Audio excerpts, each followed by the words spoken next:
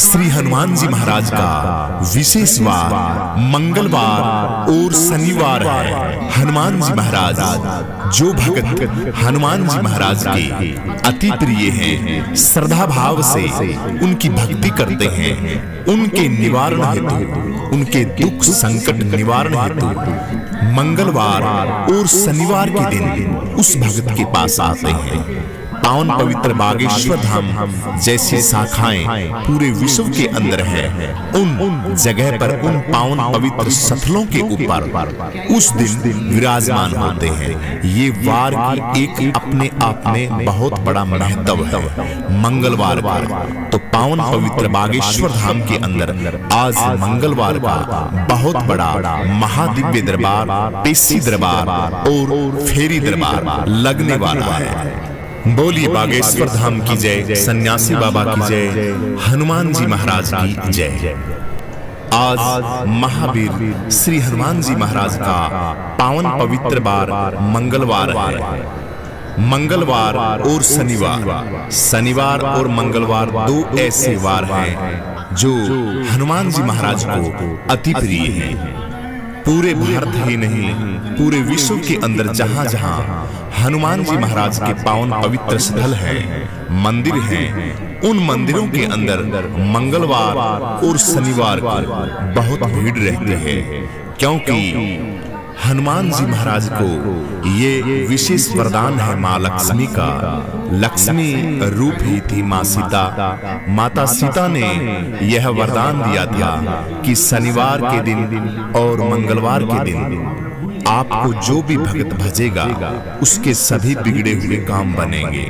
शनिवार और मंगलवार के दिन आपको जो भी भक्त सिंदूर और चोला चढ़ाएगा उसको मन वांछित फल, जो भी जिसकी जो भी समस्या होगी उस समस्याओं का निवारण होगा। तो तभी से हनुमान जी महाराज की अनेकों उदाहरण हैं। मंगलवार और शनिवार की कोई एक उदाहरण नहीं है। तो मंगलवार का जो दिन है अपने आप में बहुत शुभ माना जाता है। तो पावन पवित्र बागेश्वर धाम के अंदर आज मंगलवार के दिन महादिव्य दरबार और पेशी दरबार लगता है। हजारों किलोमीटर दूर से भक्त आके अपनी मनोकामनाएं, जो जिस भक्त की परेशानी है, जिस भक्त की समस्या है, जो समस्याएं होती हैं, दुख की हैं, सुख की हैं, घर परिवार की हैं, भूत प्रेत बाधा लाग लपेट घर के अंदर नेगेटिविटी की हैं, अनेकों समस्याएं हैं, घर गृहस्थी की हैं, व्यापार की हैं, पढ़ाई लिखाई की हैं, स्वास्थ्य की हैं, और किसी से अनबन हो गई है उनकी हैं, घर गृहस्थी के अंदर मियाँ बीवी की आपस में धर्मपत्नी की और पतिदेव की नहीं बन रही है। व्यापार के अंदर जब भी कोई व्यापार शुरू करते हैं तो उस व्यापार के अंदर कोई फायदा नहीं होता, घाटा ही घाटा होता है। बच्चे बात को नहीं मानते, जमीन जायदाद खरीदते हैं, कोई फायदा नहीं होता।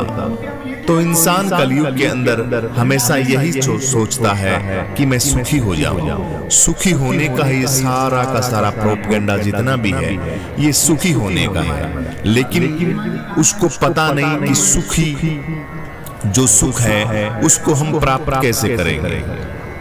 उन सुख की प्रतिक्रिया या जो प्रक्रिया है, जो माध्यम है सुख का, वे सुख को कैसे प्राप्त किया जाए, वही संत महात्मा और गुरुदेव भगवान जो पावन पवित्र बागेश्वर धाम के अंदर विराजमान है, कलयुग के विशेष अवतारी ही मानिए आप, हमारे श्री श्री 1008 स्वामी धीरेन्द्र शास्त्री जी महाराज, जो आपको बताते हैं एक एक बात कि आप यह कीजिए, आप यह कीजिए।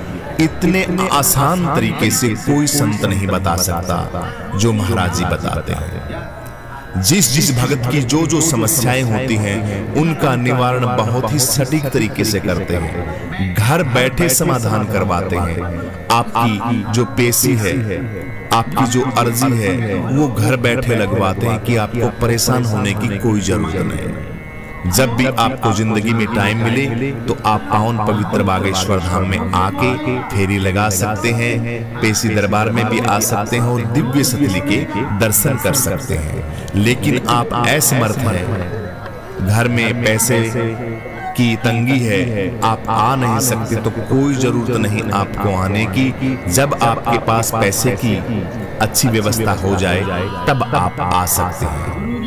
तो बताइए और इससे आसान क्या तरीका देंगे हनुमान जी महाराज और उनके शिष्य, उनके भगत। तो मंगलवार के दिन बहुत ही भयंकर भीड़ लगती है पावन पवित्र बागेश्वर धाम के अंदर। हजारों किलोमीटर दूर से भगत चल के अपनी अर्जी लगाने के लिए और अपनी जो समस्याएं हैं उनकी समस्याओं के निवारण हेतु पावन पवित्र बागेश्वर धाम में आते हैं। गुरुदेव भगवान उनका इलाज करते हैं। स्वयं हनुमान जी महाराज सन्यासी बाबा का इतना दिव्य महामंदिर है, उसकी मन भाव और भक्ति के साथ जो भक्त फेरी लगाता है उस भक्त का 100% काम पूर्ण होता है।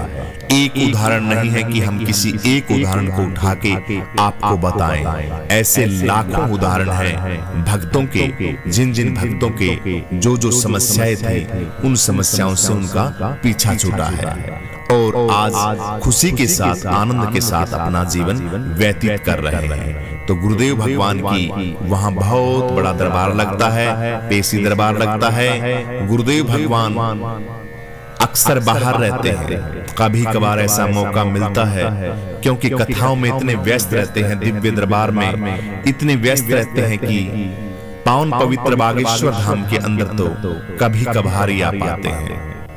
लेकिन विद्वान पंडितों के द्वारा स्वयं हनुमान जी महाराज और सन्यासी बाबा वहां विराजमान रहते हैं, अपने शिष्य को बाहर भेज रखा है और आप सन्यासी बाबा दरबार के अंदर रहते हैं। आपका सारा का सारा समाधान वहां पे हो जाता है। गुरुदेव भगवान के दर्शन हो तो आप लाइव टेलीकास्ट कार्यक्रम देख सकते हैं और जहां जहां नजदीकी आपके कभी कभी कथा होती है, पूरे भारतवर्ष के अंदर नहीं पूरे विश्व के अंदर कथाएं चलती हैं, तो जहां जहां दरबार लगता है वहां आके आप दर्शन भी कर सकते हैं महान मूर्त के।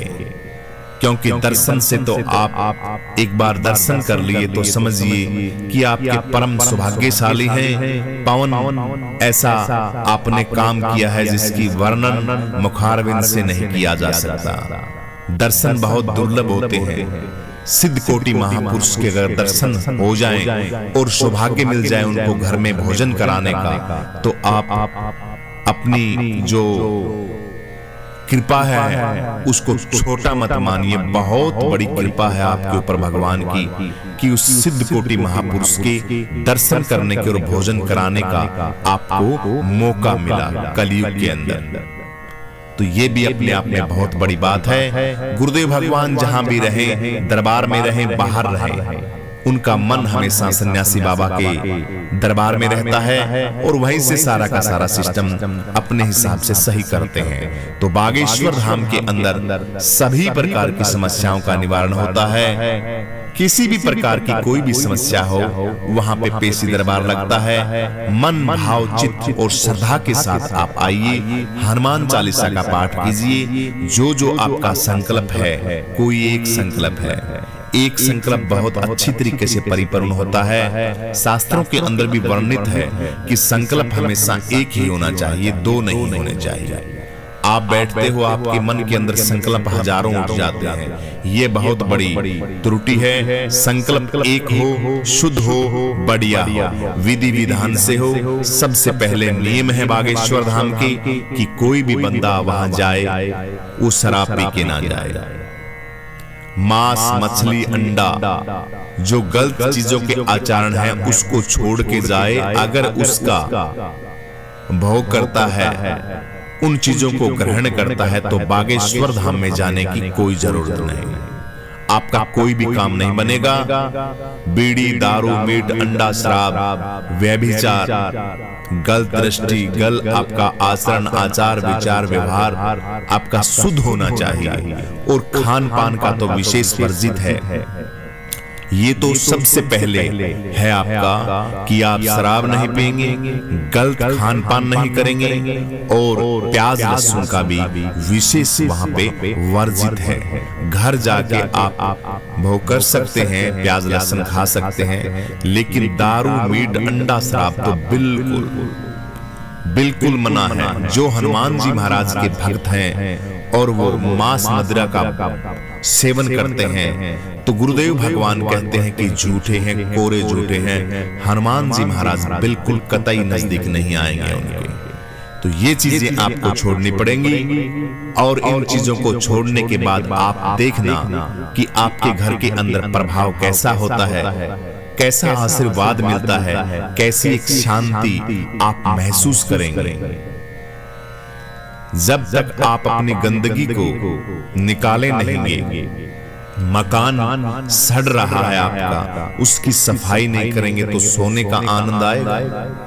सफाई हो बढ़िया सुंदर तरीके से, अच्छी खुशबू लग रही हो, हरि नाम की धूप बत्ती हो रही हो, तो वहां बैठते ही आपको नींद आ जाएगी, सुकून आ जाएगा, आनंद आएगा। जिसके लिए आप भटक रहे हैं दर बदर, आनंद के लिए भटक रहा है इंसान, पैसे का आनंद हो जाए, घर गृहस्थी का आनंद हो जाए, किसी प्रकार की टेंशन ना हो, मुझे आनंद हो जाए, मेरे बच्चे आ जाए, बच्चे हो जाए, तब मेरे को आनंद की अनुभूति हो।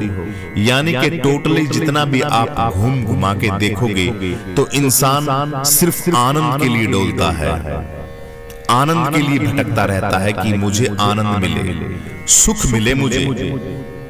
लेकिन सुख की जो प्रक्रिया है उसको वो जानता है नहीं और सुख ढूंढता फिरता है। तो सुख ढूंढने के लिए आपको यह चीजें तो करनी ही पड़ेंगी, तब जाके आपको सुख की अनुभूति होगी। संतों की बातों को मानिए और जो संतों ने महावाक्य कहे, वाणियां कही, जिस रास्ते पे आपको चलने के लिए कहा है उस रास्ते पे आप चलिए।